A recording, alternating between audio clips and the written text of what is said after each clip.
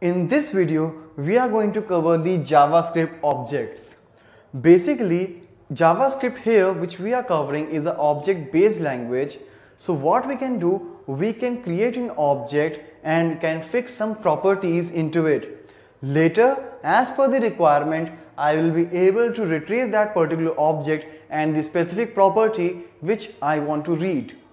So in this practical, we are going to create a such object, and to retrieve we will also cover one more for in loop of JavaScript. So let's see now it practically. Now here you can see I have created the first JavaScript object with the name tutorial, and inside this, rather than passing the single value, I have created multiple properties and have assigned the value in each property. Like I have created a variable or an object with the name tutorial, and inside that tutorial object I have placed three properties, that is topic, trainer and mode. So you can see each three property is having a value. So you can create a separate objects like that with the different properties and can assign the value.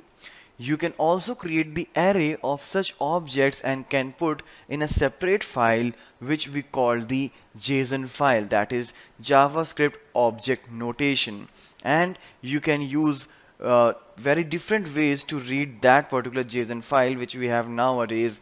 Like you can read it from the Node application, from the Angular application. There are a number of ways, but here we are not going up to that level. You can check the different tutorials for that. But here, particularly in this one, I have created just a single object and can read the different properties out of this object. So as here you can see, topic is tutorial, means the object name, and by separating a dot with the dot you can pass the property name like tutorial.topic, tutorial.trainer, tutorial.mode. So make sure it's case sensitive, so you are using in the very same case. So if you will see the output, you can see like topic, trainer and the mode is online. So this is what when you want to read a particular object property by property. But we do have a loop here using which I can go for this object reading, and that is a for in loop. So if I'll see the syntax of the for in loop, you can see here, let me align this first. Alright, okay. So here what I have done is I have taken the text property here, text variable here, which is initialized with a blank. Alright, and then to point the specific property of this particular object, I have used this x. You can take anything. Alright, so now inside this for in, what is there?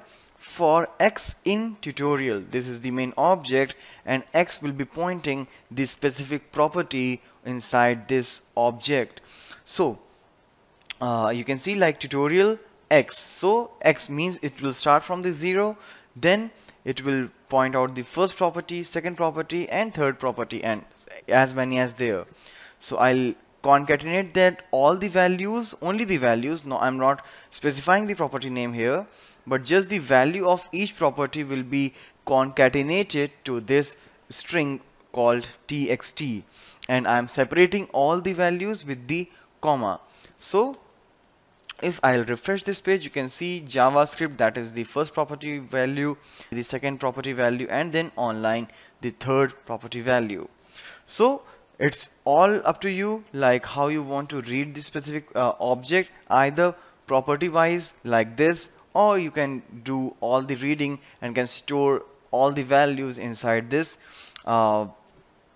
string variable. And as in the string methods, we have already done the split function. So later if you want to assign all these different values in the array, you can do that using this split method, and each value will be stored in the array. So this is all about the JavaScript object.